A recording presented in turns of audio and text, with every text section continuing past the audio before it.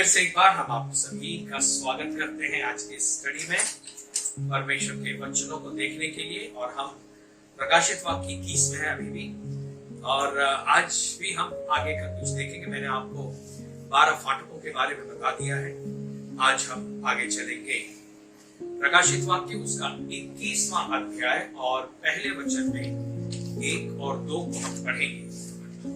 प्रकाशित वाक्य 21वां अध्याय 1 और 2, रेवलेशन 21 1 और 2। यहां पर ऐसा लिखा है, फिर मैंने नए आकाश और नई पृथ्वी को देखा, क्योंकि पहला आकाश और पहली पृथ्वी जाती रही थी और समुद्र भी न रहा।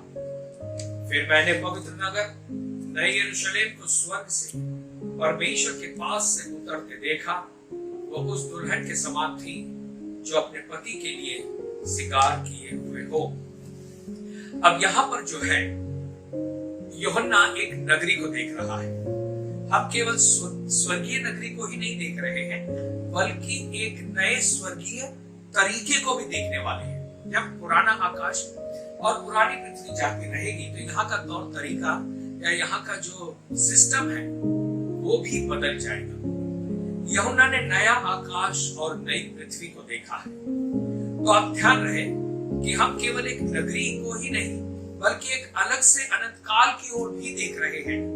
और यह नया अनंत काल नए आकाश और नई पृथ्वी में होगा। प्रकाशित वाक्य उसका 21वां अध्याय 22 और 23 हम पढ़ेंगे। ऐसा लिखा है, मैंने उसमें कोई मंदिर न देखा। यूहन्ना जो है उस नगरी की बात कर रहा है जो वो देख रहा है, अर्थात नए यरूशलेम।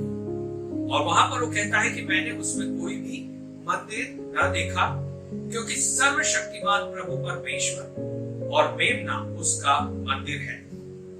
उस नगर में सूर्य और चांद के उजियाले की आवश्यकता नहीं, क्योंकि परमेश्वर के तेज से उसमें उजियाला हो रहा है और मेमना उसका दीपक है। एक अजीब बात है कि यूहन्ना हमें बता रहा है कि इस नगरी में क्या नहीं है। ओके, अगर हम किसी शहर में जाना चाहें और अगर कोई हमें उस शहर में जहां पे हम जाने वाले हैं वहां पर क्या नहीं है ये बताना शुरू करें तो हमें अजीब सा लगेगा। हम जिस नगर में जाना चाहते हैं वहां क्या है वो आप बताओगे तो उस नगर के बारे में मुझे और भी चाहत होगी और भी उसको देखने की इच्छा होगी। लेकिन यहाँ पर यूहन्ना उस नए यरूशलेम को जब बताता है तो वो ये बताता है कि वहां पर क्या नहीं है। अब यूहन्ना मतलब उस नगरी की उन बातों का वर्णन कर रहा है यहाँ पर जो वहां पर नहीं है। सवाल ये है कि जो बातें उस नगरी में नहीं है वो हमें क्यों बता रहा है? क्या इसलिए बताया जा रहा है कि इन बातों को उस नगरी में होना चाहिए था लेकिन अब वहां नहीं है? लेकिन ऐसा नहीं है। परमेश्वर यहाँ हमें किसी बात को समानांतर तरीके से बताना चाह रहा है। इसका मतलब पुरानी नगरी यानी पुराने आकाश और पृथ्वी में और नए आकाश और पृथ्वी में क्या अंतर है, कौन सी चीज यहाँ है और कौन सी चीज स्वर्गीय यरूशलेम में नहीं होगी। तो अब जैसे यूहन्ना ने कहा कि मैंने नया आकाश और नई पृथ्वी को देखा, और ये बात सीधे सीधे बाइबल के वचन से जुड़ती है, यानी उत्पत्ति 1:1 से। आदि में परमेश्वर ने आकाश और पृथ्वी की रचना की।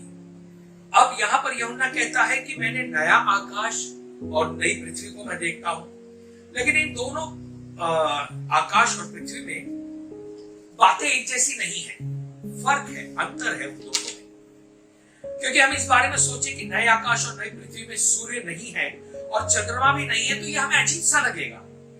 क्यों? क्योंकि हमारी आदत हो गई है कि जिस पृथ्वी पर हम रहते हैं उसमें हम सूर्य को भी देखते हैं और चंद्रमा को भी देखते हैं। बिना सूर्य और बिना चंद्रमा के किसी नगर की कल्पना करना ये हमसे होगा नहीं। समझ रहे हैं? क्योंकि इस पृथ्वी पर सूरज और चंद्रमा को देखने की हमारी आदत है। फिर लिखा है मंदिर भी नहीं है। अब यरूशलेम की मुख्य बात तो मंदिर ही है, स्वर्गीय यरूशलेम, और यहाँ पर अभी का यरूशलेम। आप जानते हैं जो यरूशलेम है इजराइल का, वो मंदिर के ही बातों में लगा हुआ है, वो मंदिर बनना चाहिए, और यहूदी यही प्रार्थना करते हैं कि जो मंदिर टूट गया है वो फिर से बने। लेकिन जब परमेश्वर नई यरूशलेम की बात करता है तो सीधे यहाँ पे लिखा है कि वहां पर कोई मंदिर है ही नहीं। तो यूहन्ना उन बातों की सूची हमें बताता है, लिस्ट देता है कि वहां पर कौन सी बातें नहीं है। अब क्यों परमेश्वर उन बातों को हमें बता रहा है जो वहां पर नहीं है? क्यों इसका संबंध उत्पत्ति 1 और उत्पत्ति के पहले अध्याय और दूसरे अध्याय से है? ये बाइबल के प्रारंभ के 2 अध्याय हैं जिनका संबंध बाइबल के 2 अंतिम अध्यायों से जुड़ता हुआ है। इस चीज को हमें देखना है, यानी कि उत्पत्ति का अध्याय 1 और उत्पत्ति का अध्याय 2, इसका संबंध प्रकाशित वाक्य के 2 अंतिम अध्याय यानी प्रकाशित वाक्य 21 और 22 से जुड़ा हुआ है। एक अजीब बात है, अद्भुत बात है। अनंत काल का मुख्य विषय क्या होगा, मेन थीम क्या होगा, अनंत काल कैसा होगा, वहां क्या होगा क्या नहीं होगा, ये बातें हमें प्रकाशित वाक्य के अध्याय 21 और 22 में मिलती है। उत्पत्ति अगर हम देखें 1:1 में तो वहां पर परमेश्वर ने आकाश और पृथ्वी की रचना की। पुराने आकाश और पुरानी पृथ्वी में दुल्हन को भी देखते हैं, हवा को भी देखते हैं, उत्पत्ति 2:18 में। फिर पहले आकाश और पहली पृथ्वी में हम वस्त्र को भी देखते हैं, है ना, उत्पत्ति 3 उसका 21वां अध्याय। फिर पुराने आकाश और पुरानी पृथ्वी में हम बगीचे को देखते हैं, गार्डन को देखते हैं। फिर पुराने आकाश और पुरानी पृथ्वी में हम प्रकाश को देखते हैं, उत्पत्ति 1, 3 और 5। गार्डन के बारे में वचन लिख ले, उत्पत्ति 2:8। फिर हम जीवन को भी देखते हैं पुराने आकाश और पृथ्वी में, उत्पत्ति 2 अध्याय 6 और 7 वचन। फिर आगे चल के उत्पत्ति में हम लोग एक नगर को भी देखते हैं जो उत्पत्ति 4 अध्याय के 16 और 17 में पाया जाता है। तो यह हमने बताया कि पहले आकाश और पहली पृथ्वी में क्या क्या था। आकाश, पृथ्वी, नंबर 2 हवा यानी दुल्हन, नंबर 3 वस्त्र का जिक्र है, परमेश्वर ने आदम को वस्त्र पहनाए। फिर बगीचे का वर्णन है, फिर प्रकाश का वर्णन है, ज्योतियों का। फिर जीवन का वर्णन है, यानी और भी जीव पैदा हुए, और आगे चलकर एक शहर का भी वर्णन है। अब यह 21वें अध्याय यानी प्रकाशित वाक्य 21:1 में यूहन्ना कहता है कि पहला आकाश और पहली पृथ्वी जाती रही और समुद्र भी न रहा। प्रकाशित वाक्य 21:2 में नई यरूशलेम को सजी हुई दुल्हन के रूप में यूहन्ना ने स्वर्ग से उतरते हुए देखा है। ये नया आकाश और नई पृथ्वी, इसमें दुल्हन है, इसमें वस्त्र है, इसमें वो गार्डन भी है, बगीचा भी है जहां जीवन का वृक्ष है, जिसका वर्णन यूहन्ना 6:40 में भी आया है। फिर केवल इतना ही नहीं, जीवन की नदी भी है, और यूहन्ना इन बातों को देखता है जिनका संबंध उत्पत्ति की पुस्तक से है। अगर हम देखें उत्पत्ति उसका 2 अध्याय 22वां वचन निकाल के पढ़ेंगे, जेनेसिस चैप्टर 2 वर्स 22।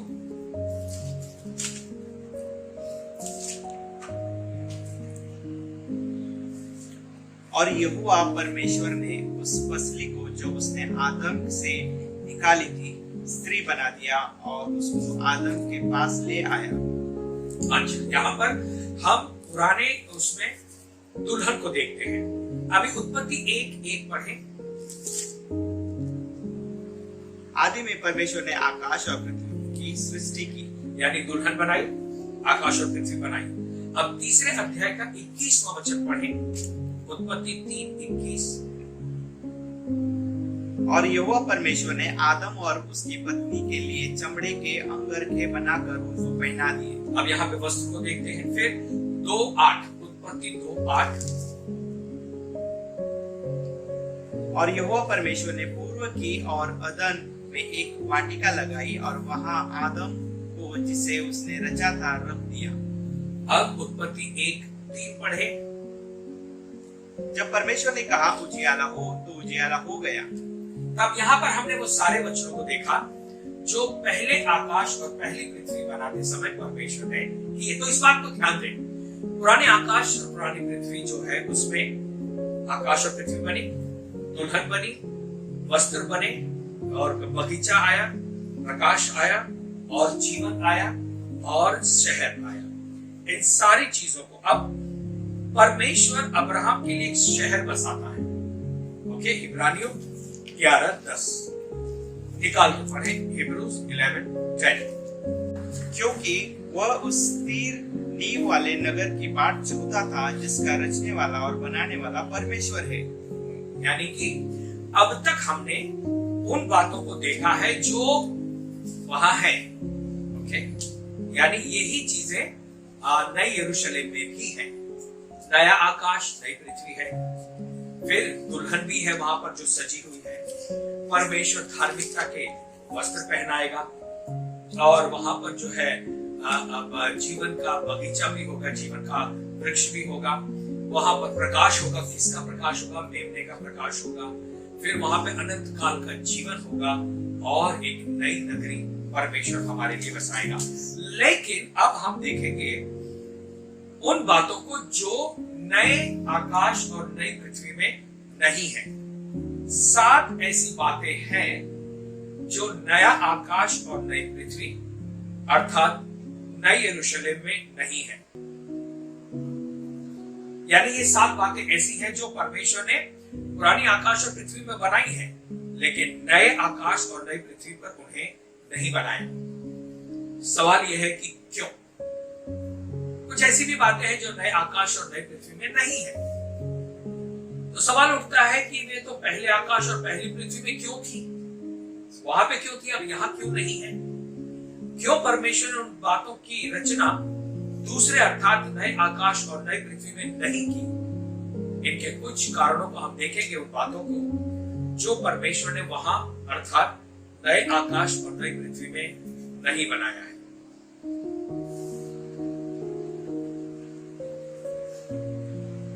परमेश्वर चाहता है कि हम कुछ बातों पर ध्यान दें, कुछ बातों को देखें। अब प्रकाशित वाक्य 21:8 में जैसा हमने पढ़ा कि फिर मैंने नए आकाश और नई पृथ्वी को देखा, क्योंकि पहला आकाश और पहली पृथ्वी जाती रही, समुद्र भी न था और कुछ मतलब बहुत सारी बातें हैं जो नहीं थी, वो हम इस समय देखेंगे। तो यहाँ पे कुछ ऐसी बातें हैं जो नहीं थी और कुछ बातें जो पहले आकाश और पहली पृथ्वी बनाते समय परमेश्वर ने बनाई। ध्यान रहे, नए आकाश और पृथ्वी पर पानी है परंतु समुद्र नहीं है। ओके, पानी है लेकिन समुद्र नहीं है। ना पानी और समुद्र में अंतर है। समुद्र का पानी जो है वो पीने लायक पानी नहीं है। समुद्र का पानी पीने लायक नहीं है। अगर आप समुद्र देखें कि ये समुद्र किस चीज को दर्शाता है, समुद्र किस चीज को दर्शाता है, तो समुद्र जो है वो गड़बड़ी का चित्र है। शांत पानी का नहीं बल्कि उठती हुई लहरों का चित्र है। खतरनाक है, उसमें घातक जीव रहते हैं। और इसीलिए प्रारंभ में परमेश्वर ने समुद्र और जमीन को अलग किया, समुद्र को हटाया। उत्पत्ति 1:10 में लिखा हुआ है। भूमि कैसी है? स्थिर जगह है जहां हम जी सकते हैं या रह सकते हैं। फिर समुद्र जो है वो परमेश्वर के न्याय और दंड को भी दर्शाता है।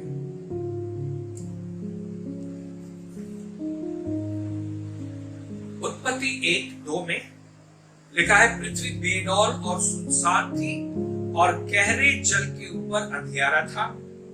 अब तक निर्माण के लिए परमेश्वर ने कुछ कहा नहीं है।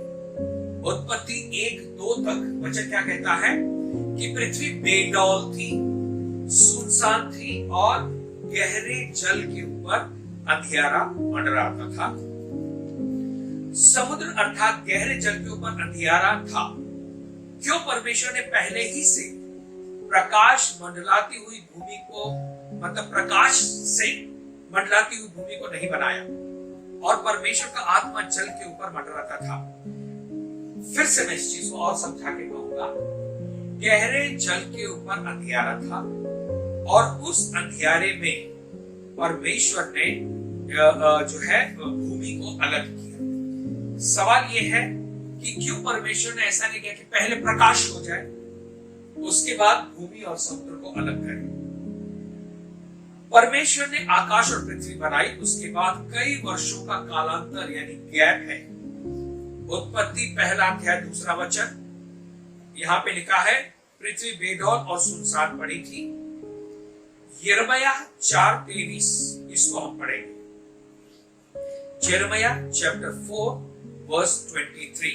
मैंने पृथ्वी पर देखा, वह सूनी और सुनसान पड़ी थी और आकाश को और उसमें कोई ज्योति नहीं थी। तो यहाँ पे यिर्मयाह ने भी लिखा है कि उस समय जो यिर्मयाह ने देखा वो बेडौल और सुनसान थी। तो अब हम एक चीज को ध्यान देंगे, जो नई सृष्टि है इसमें समुद्र नहीं है। इसका मतलब क्या है? न्याय और दंड नहीं है, हलचल या गड़बड़ी नहीं है, घातक जल के प्राणी भी नहीं है, अनसर्टेनिटी यानी अनिश्चितता भी नहीं है। ओके, हमने जल प्रलय द्वारा मानवीय सभ्यताओं का को खत्म होते हुए सुना है, यानी flood destroyed many civilization in the past, यानी बाढ़ के द्वारा कई संस्कृतियां नष्ट हुई हैं और इस चीज को हमने देखा है। कई प्राचीन सभ्यताएं जल प्रलय द्वारा मिट गई, ऐसा इतिहास भी है और लोग मानते हैं। लेकिन इस नई सृष्टि में समुद्र नहीं है बल्कि जीवन के जल की नदी है। तो पहला क्या है? हमने देखा यहां पर समुद्र नहीं है। पहला क्या है? समुद्र नहीं है। दूसरा क्या नहीं है? रात नहीं है। सेकंड, हम 7 बातों को देख रहे हैं जो नए आकाश और नई पृथ्वी में नहीं है। ये 7 बातें पुराने आकाश यानी हमारे आकाश हमारी पृथ्वी में है, लेकिन नए आकाश और नए पृथ्वी में नहीं है। तो पहला हमने देखा क्या नहीं है? समुद्र नहीं है। दूसरा, रात नहीं है, नाइट। प्रकाशित वाक्य 21:25 में क्या लिखा है?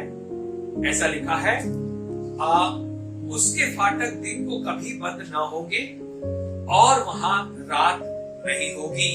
तो नए यरूशलेम में क्या नहीं होगा? रात नहीं होगी।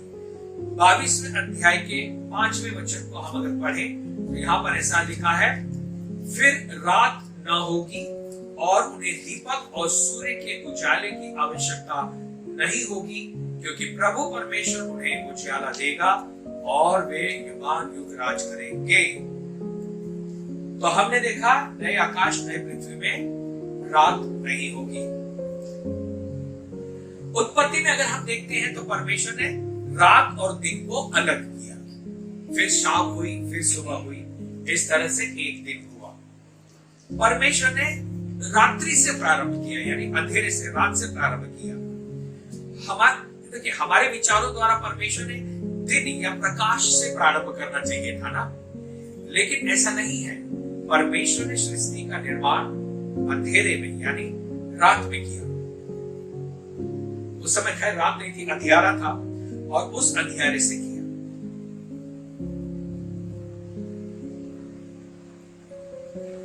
अगर हम यूहन्ना 8वां अध्याय 12वां वचन देखें तो यीशु मसीह ने कहा, मैं जगत की ज्योति हूं। फिर पहला यूहन्ना 1:5 भी कहता है कि परमेश्वर प्रकाश है और उसमें कुछ भी अंधकार नहीं है। तो अंधकार से प्रारंभ क्यों किया? पुराने नियम में भी परमेश्वर बादल और अंधकार से घिरा प्रकट होते हुए हम देखते हैं। यानी परमेश्वर पुराने नियम में भी जब आया है तो बादल छा गए, अंधेरा को हम देखते हैं। भजन संहिता 97:2 निकालेंगे बादल और अंधकार उसके चारों ओर है, उसके सिंहासन का मुंह धर्म और न्याय है। तो अब यहाँ पे हम परमेश्वर को जब भी प्रकट होते हुए या जब भी परमेश्वर के वर्णन को पाते हैं तो ज्यादातर जगह में बादल और अंधकार इस चीज को पाते हैं। सवाल ये देखने वाली बात यह है कि परमेश्वर के प्रकाश का तेज इतना ज्यादा है कि पौलुस की आंखों पर जरा सा पड़ गया और पौलुस जो है वो अंधा हो गया। यानी परमेश्वर का तेज और परमेश्वर का प्रकाश हमें अंधा कर सकता है। अगर आप मूसा के बारे में देखें तो जब मूसा परमेश्वर से मिलके आता है, परमेश्वर का जरा सा तेज उसके ऊपर आया है। यानी परमेश्वर का तेज इतना था कि जब मूसा ने परमेश्वर से कहा कि मैं तुझे देखना चाहता हूं, तो परमेश्वर ने कहा कोई मनुष्य मुझे देखकर जीवित नहीं रह सकता है। इसीलिए परमेश्वर ने उसे चट्टान की दरार में खड़ा किया, अपना हाथ उस दरार पर रखा और यहोवा वहां से होकर गया। उतने से बाद में जो मूसा के चेहरे से किरणें निकल रही थी वो इतनी तेज थी कि इजरायली उसे देख नहीं पा रहे थे। तो अब आप में कल्पना करें कि जरा से उसके प्रकाश की झलक पड़ जाए तो इंसान अंधा हो सकता है या इंसान देख नहीं सकता। तो वो परमेश्वर का प्रकाश और तेज है। तो अब ये परमेश्वर का भेद और रहस्य है और हम इसे नहीं समझ पाएंगे, लेकिन मेरे विचार से परमेश्वर के सामने अंधेरा अंधेरा नहीं है। प्रकाश और अंधकार उसके सामने एक जैसा है। लेकिन हमारे प्रेम के लिए, क्योंकि वो हमसे प्यार करता है, हमारी क्षमता को जानता है और इसीलिए परमेश्वर ने दिन को रात से अलग किया। और जैसे उत्पत्ति बताती कि शाम हुई फिर सुबह हुई, इस प्रकार पहला दिन हो गया। तो परमेश्वर सृष्टि के निर्माण को बोलता है। अंधकार उसके बोलने से ही पहले से था। तो अंधकार हमारी सृष्टि का एक भाग है।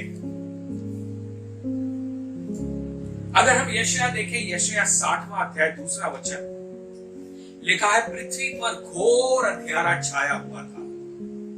फिर पहला थिस्सलुनीकियों 5:5 कहता है कि हम ज्योति की संतान हैं, अंधकार की नहीं।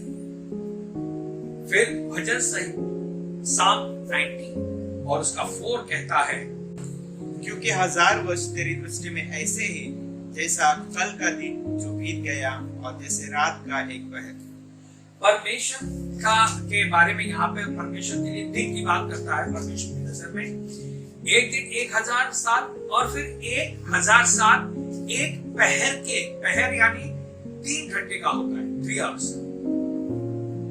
ओके, एक पहर यानी 3 घंटे में वो एक पहर हो गया। 1000 साल एक पहर के बराबर। रात जो है ना वो महासताव का प्रतीक है, ग्रेट ट्रिबुलेशन का प्रतीक है। और अगर हम पुराने नियम के कुछ दृष्टांत या घटनाओं को देखें या कहानियों को देखें तो हम परमेश्वर को रात्रि में आता हुआ देखते हैं, रात में आता हुआ देखते हैं। पहला थिस्सलुनीकियों 5वां अध्याय 2 वचन, क्योंकि तुम आप भी जानते हो कि जैसा रात को चोर आता है वैसा ही प्रभु का दिन आने वाला है। अब यहाँ पे कभी आने वाला है रात को, जैसे रात को चोर आता है, परमेश्वर का दिन कभी आएगा, रात को आएगा। केवल इतना ही नहीं, मत्ती 25:6 में 10 कुंवारियों का दृष्टांत है। तो क्या लिखा है, रात हुई और तब दूल्हा आता है ना। केवल इतना ही नहीं, नाव में जब चेले थे तो यीशु रात में पानी पर चलते हुए चेलों के पास आते हैं। मत्ती 14:25 में लिखा है। फिर श्रेष्ठ गीत 5:2 में क्या लिखा है, हम उसको पढ़ेंगे। मैं सोती थी परंतु मेरा मन जागता था। सुन, मेरा प्रेमी खटखटाता है और कहता है, हे मेरी बहन, हे मेरी प्रिय, हे मेरी कबूतरी, हे मेरी निर्मल, मेरे लिए द्वार खोल, क्योंकि मेरा सिर ओम से भरा है और मेरी लटें रात में गिरी हुई बूंदों से भीगी है। तो उस प्रेमी को हम लोग रात के समय आता हुआ देखते हैं। फिर अगर आप उत्पत्ति की पुस्तक उसका 19वां अध्याय 2 से लेकर 17 में पढ़ेंगे जेनेसिस चैप्टर 19 2 to 17 हम देखते हैं कि रात में लूत सदोम के विनाश से परमेश्वर के द्वारा बचाया गया। रात जो है वो संसार पर अचानक आने वाले महासताव को दर्शाती है। फिर लूका 22:53 में लिखा है, ये तुम्हारी घड़ी है और अंधकार का अधिकार है। तो संसार पर वो रात आने वाली है जहां पर शैतान को अधिकार दिया जाएगा, और ये लिखा है 2 थिस्सलुनीकियों 2:7। फिर जैसा हमने देखा 1 थिस्सलुनीकियों 5:2 में रात्रि के चोर के समान यीशु मसीह का आना होगा। हम देखेंगे प्रकाशित वाक्य 16:15। देख मैं चोर के समान आता हूँ, हाँ। धन्य वह है जो जागता रहता है और अपने वस्त्र की चौकसी करता है कि नंगा न फिरे और लोग उसका नंगापन न देखे। अब यहाँ पर जब यीशु मसीह ने चोर का नाम लिया तो हम जानते हैं यीशु के चेलों में भी एक चोर था जिसका नाम यहूदा इस्करियोती था, जिसके बारे में यूहन्ना 12:6 में कहा गया है। अब देखिए, इस यहूदा इस्करियोती ने मध्य रात्रि को यीशु को धोखे से जाकर पकड़वाया। ये बात हम पाते हैं यूहन्ना 13:30 में। तो जब यीशु ने कहा कि देखो मैं रात्रि के चोर के समान आता हूं, उस समय उस रात को उस मेज पर सच में एक चोर था जो चेलों में से ही एक था, और यीशु मसीह इस बात को जानते थे। कैसे मालूम? यूहन्ना 6:64 में, यानी जॉन चैप्टर 6:64 में ये लिखा है, यहूदा क्या करने वाला है किसी को नहीं मालूम था, लेकिन यीशु मसीह को पता था। और इसीलिए प्रभु यीशु मसीह ने जॉन चैप्टर 30:27 से 29 में कहा, यूहन्ना 13:27 से लेकर 29 तक, जॉन 13:27 से 29 ने कहा, यीशु ने कहा तू जो करने पर है जा और जल्दी कर। चेलों को लगा होगा कि यीशु मसीह से कह रहे कि जा पैसा बांट दे, गरीबों में पैसे बांट दे। तो जब यीशु ने कहा कि मैं रात्रि के चोर के समान आऊंगा, तो चेलों के पास एक जीता जागता उदाहरण था कि रात्रि का चोर कैसा होगा। यहूदा इस्करियोती वहीं बैठा था। यहूदा द्वारा यीशु को पकड़वाने के बाद उन्हें इस समझ में आया। यहूदा यीशु मसीह को चूमने आता है, चेले नहीं समझ पाए कि ये क्या हो रहा है, लेकिन यीशु मसीह जानते थे। मत्ती 26 पढ़ेंगे, उसका 48-49, मैथ्यू चैप्टर 26 48 and 49। उसके पकड़ने वाले ने उन्हें यह संकेत दिया था, जिसको मैं चूम लूं वही है, उसे पकड़ लेना। और तुरंत यीशु के पास आकर कहा, हे रब्बी नमस्कार, और उसको बहुत चूमा। अब यहाँ पे यीशु के आने से पहले उसके लोग नहीं समझ पाएंगे कि क्या हो रहा है। जिस तरह से यीशु को पकड़वाने के समय में यहूदा इस्करियोती उसको चूम रहा है, चेले खड़े होकर देख रहे हैं, उनको नहीं समझ में आया कि ये सब क्या हो रहा है। परंतु वो रात्रि के चोर के समान आ जाएगा और अपनी दुल्हन को लेकर जाएगा। यीशु मसीह जो आएगा रात्रि में, वो किस लिए आएगा? अपनी दुल्हन को ले जाने के लिए। तो याद रहे, जैसे हमने पहले पढ़ा वचन कि परमेश्वर की दृष्टि में 1 दिन जो है वो 1000 साल के बराबर है। भजन संहिता 90:4 में हमने पढ़ा कि परमेश्वर की दृष्टि में 6 दिन 6000 साल ही नहीं, बल्कि रात के 1 पहर के बराबर है। तो सृष्टि की उत्पत्ति से ये युग 6000 वर्षों का हो गया, यानी रात का पहर शुरू हो गया है, और हमें पता नहीं कि ये पहर और कितना लंबा होगा। लूका उसका 12वां अध्याय और 38 वचन कहता है कि पता नहीं वो रात का कौन सा पहर होगा, दूसरा या तीसरा, लेकिन रात्रि के पहर में स्वामी का भी आना होगा। तो नए आकाश और पृथ्वी में ये रात नहीं होगी, सताव नहीं होगा, रात्रि का चोर नहीं आएगा। शुरू की जो पृथ्वी थी उसमें परमेश्वर ने रात बनाई, इसका उद्देश्य ये हुआ। सवाल यह है कि क्यों बनाया? रात क्यों थी? रात को हटा देता, खाली दिन ही को रखता। रात इसलिए परमेश्वर ने रखी ताकि हम रात देखें और उसके द्वारा हम दिन के महत्व को समझ सकें। अगर रात होगी तो हम दिन के महत्व को समझ सकेंगे, अगर रात नहीं होगी तो प्रकाश का महत्व हमें पता नहीं चलेगा। जीवन में सताव और तकलीफें आएंगी, लेकिन जब परमेश्वर कार्य करेगा तो हम उसके महत्व को समझ पाएंगे।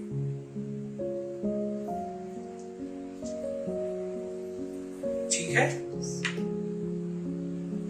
तो आज हम यही रुक जाते हैं। हमने उन बातों को देखा जो बातें पुराने आकाश और पृथ्वी में थी, लेकिन नए आकाश और नई पृथ्वी में नहीं होगी। समुद्र नहीं होगा जो महासताव और क्लेश को दर्शाता है, अंधकार नहीं होगा जो है अनसर्टेनिटी को दर्शाता है, और रात नहीं होगी। ओके, हम यही रुक जाते हैं। आइए हम प्रार्थना करें। सर्वशक्तिमान जीवित परमेश्वर, धन्यवाद इन वचनों के लिए। प्रभु, समझने के लिए लगने वाली बुद्धि ज्ञान आपने दिया, इसके लिए धन्यवाद देते हैं। हर एक को जो हमें देख रहा है, सुन रहा है, हर एक को आप आशीष दें, यीशु के नाम से, आमीन।